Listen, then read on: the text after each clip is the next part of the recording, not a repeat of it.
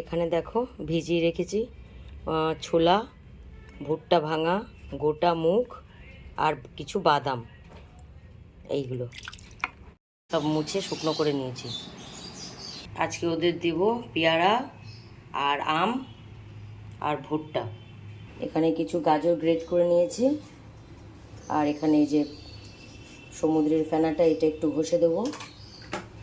আর calcium ব্লকটাও এর মধ্যে একটু দিয়ে দেবো। করে নিয়েছি, না হলে ওরা খুব খাবার নষ্ট করে, সেই জন্য। আর এই মিক্স ফুডটার মধ্যে এইটা অ্যাড করে দেবো আজকে।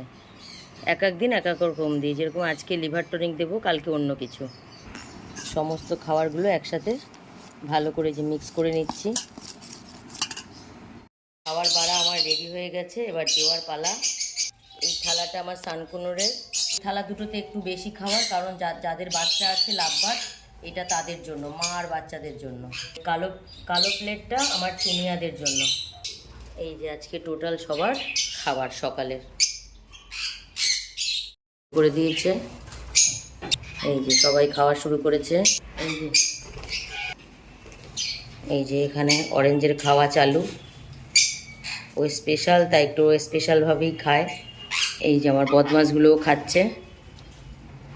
আর ডিস্টার্ব করবো না, এবার ওরা খাক, আমি চলে যাই